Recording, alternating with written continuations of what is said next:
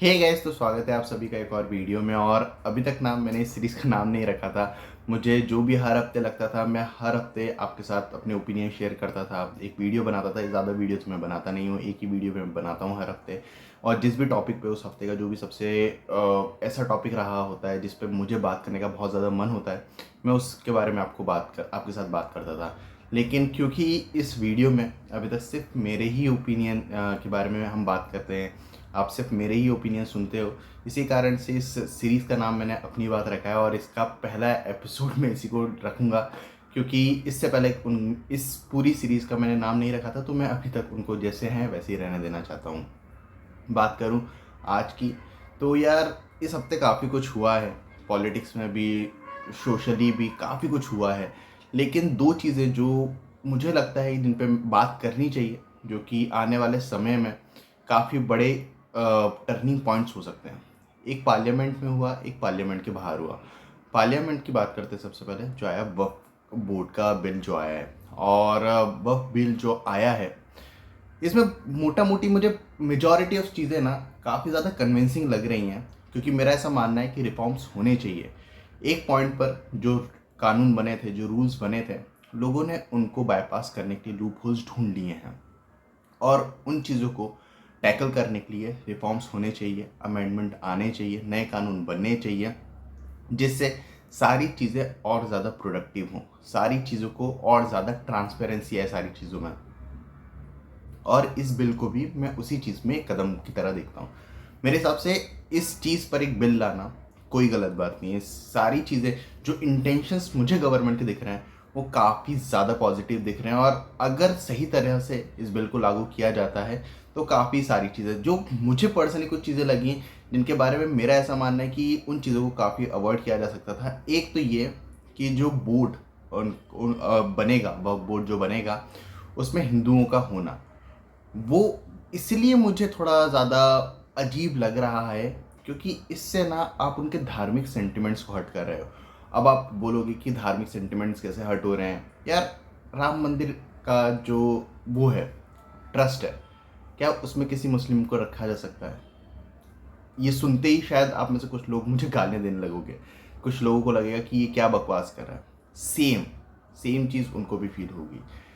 अगर आपको बहुत ज़्यादा इंक्लूसिव कुछ बनाना है, तो पहले जो राम मंदिर का ट्रस्ट भी आप ही ने बनाया था, उसमें अगर ये चीज़ का इनिशिएट करते और फिर यहाँ पर हिंदू को डालते, तो शायद चीज़ें बहुत अलग होती। शायद लोग इतना इस चीज़ को क्रिटिसाइज भी नहीं करते, इस चीज़ को इतने ज़्यादा हार्डली जज भी नहीं करते।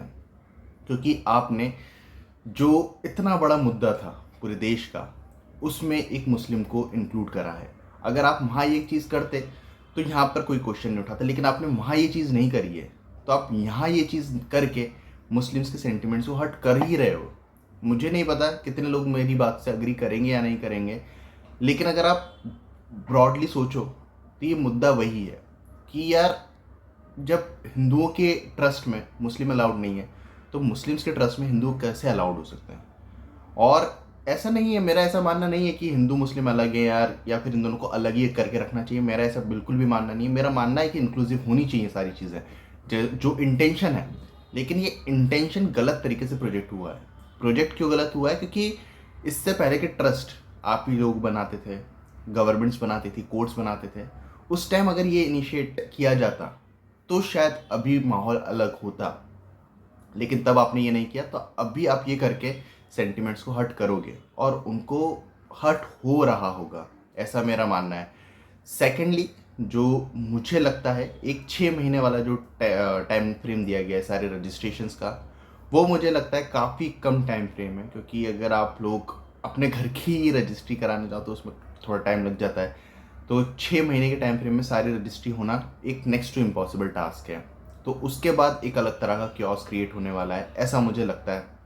बाकी इस चीज़ पे ज़्यादा डिटेल में अभी बात नहीं की जा सकती। ये 6 महीने, साल भर बाद ही हम ज़्यादा बेहतर रूप से समझ पाएंगे कि एग्जैक्टली क्या हुआ है, इस बिल का क्या इम्पैक्ट रहा है। लेकिन ओवरऑल अगर मैं फ्रेम देखूँ इस पूरे बिल का, तो मुझे काफ़ी ज़्यादा अच्छा लगा है। पॉजिटिव वाइब्स आए हैं इस बिल से। क्योंकि मेरा ऐसा मानना है, जैसा मैंने स्टार्टिंग में कहा, कि रिफॉर्म्स होने चाहिए, और रिफॉर्म्स अगर अच्छे के लिए हो रहे हैं, तो उसे होने देना चाहिए। तभी हम आगे की तरफ बढ़ेंगे, वरना हम पीछे की तरफ ही जाते जाएंगे। सेकेंडली, जो सबसे इंटरेस्टिंग मुद्दा मुझे लगा है वो था तेलंगाना का। वहाँ पर जो कांचा गच्चीबोली, अगर मैं सही तरह से प्रोनाउंस कर रहा हूँ वहाँ के जंगल का नाम, तो बेहतर है, लेकिन वहाँ पर जो हुआ है पिछले कुछ समय में वो देखने लायक नहीं था बिल्कुल भी।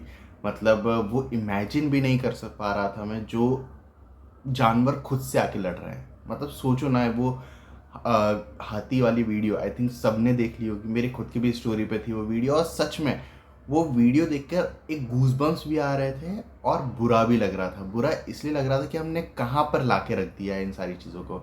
मतलब जानवरों को खुद के लिए लड़ना पड़ रहा है हम, और उनको हमसे लड़ना पड़ रहा है। एक तरफ हमारे ग्रंथों में उन्हें भगवान का स्वरूप मानते हैं, और दूसरी तरफ हम उन्हीं के जंगल काट रहे हैं, उन्हीं के घर तोड़ रहे हैं।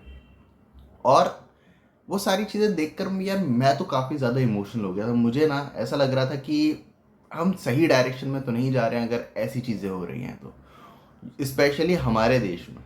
क्योंकि हमने सारे भगवानों को किसी न किसी जानवर के स्वरूप में देखा है, और उसके बाद हम ये चीज़ें कर रहे हैं, तो ये कहीं से भी जस्टिफाइड तो नहीं है। और उसके बाद से एक ऐसी चीज़ के लिए आईटी पार्क बना रहे हो, आप घर बना रहे हो, उसके लिए जंगल काट रहे हो। यार ये काफ़ी ज़्यादा डिसअपॉइंटिंग है। मुझे ना बहुत ज़्यादा बुरा लगा। मेरे पास वर्ड्स भी नहीं है ये कहने के लिए कि जब वो वीडियो मैं देख रहा था, या मैंने मेरी स्टोरी पे जब डाला, तो उस टाइम मेरे अंदर कितने इमोशंस थे। अभी भी मैं बात कर रहा हूँ तो शायद मैं थोड़ा फंबल हो रहा हूँ, क्योंकि वो इमोशंस निकलना चाह रहे हैं जो कि मैं नहीं निकलने दे रहा हूँ। क्योंकि यार हम सब इसी दुनिया का पार्ट हैं, हम सब इसी दुनिया में रहना चाहते हैं, और सबको एक दूसरे की इज्जत करनी चाहिए। लेकिन हम लोग उन लोगों की इज्जत नहीं कर रहे हैं। और वो लोग भी क्या बोल रहा हूँ मैं, वो हमारे बीच के ही हैं, वो जानवर हैं। वो इंसान नहीं है तो क्या वो दूसरी दर्जे के प्राणी नहीं हो गए? मुझे पर्सनली काफ़ी ज़्यादा बुरा लग रहा है वो पूरा सीन देख के। डेफिनेटली फिर सुप्रीम कोर्ट ने उसका खुद से संज्ञान लिया, उस चीज़ को रोका, जो कि बहुत बहुत बड़ी बात थी। लेकिन अगर आप लास्ट के कुछ सालों में देखोगे तो जंगल कट रहे हैं, केदारनाथ, या फिर आप वो चारों धाम का जो प्रोजेक्ट है आप उस पे बात करोगे, आप पूरे उत्तराखंड की बात करोगे, वहाँ पर इतना ज़्यादा कंस्ट्रक्शन हो रहा है जिसकी ज़रूरत वहाँ पर नहीं है। ना ही वहाँ की वादियाँ उतना झेल पाएंगी। हिमाचल में जितना कंस्ट्रक्शन हो रहा है, ना ही वहाँ की वादियाँ उतना नहीं झेल पाएंगी। ये चीज़ें लोग और हमारी सरकार कब समझेगी? कब उनके ये समझ आएगा कि डेवलपमेंट सिर्फ ये नहीं है कि जंगल को काट दो, वहाँ रोड बना दो चौड़ी चौड़ी। नहीं, कई बार जैसी चीज़ें हैं वैसी की वैसी रहने देना भी डेवलपमेंट होता है। और मैं चाहूँगा कि लोग यार अपने ओपिनियन इस चीज़ पे शेयर करें। मैं उनके ओपिनियन सुनना चाहूँगा, क्योंकि टू बी वेरी ऑनेस्ट मैंने किसी के ओपिनियन इस पर्टिकुलर पॉइंट पे या इस पर्टिकुलर टॉपिक पे नहीं सुने हैं, क्योंकि मैं बिल्कुल भी डाइल्यूट नहीं होना चाहता। मैं चाहता हूँ कि मैं जो फील कर रहा हूँ वैसा ही फील करूँ इस पर्टिकुलर टॉपिक को लेकर, क्योंकि मैं नहीं देख पा रहा था वो सारी चीज़ें। मैं डेफिनेटली यार मैं क्या कर सकता हूँ? मैं कुछ भी नहीं कर सकता। मैं हर हफ्ते आके आपके साथ अपनी ओपिनियन शेयर कर सकता हूँ, जो कि कर रहा हूँ। इससे ज़्यादा मैं कुछ कर नहीं सकता हूँ, मैं कुछ कह नहीं सकता हूँ, क्योंकि एक तो यार मुझे कोर्ट केस वगैरह में नहीं पढ़ना है, तो मैं कुछ कह भी नहीं सकता हूँ। मैं जो कर सकता हूँ मैं वही करने की कोशिश कर रहा हूँ। मैं अपने ओपिनियन, अपनी फीलिंग्स आपके साथ शेयर कर रहा हूँ। बाकी आप लोगों के क्या ओपिनियंस हैं यार, मुझे कमेंट्स में बताओ। डेफिनेटली अगर कुछ अच्छा हुआ तो हम हेल्दी डिस्कशन करेंगे वहाँ पर भी। बाकी मिलते हैं अगली वीडियो में, तब तक की जय हिंद, जय भारत।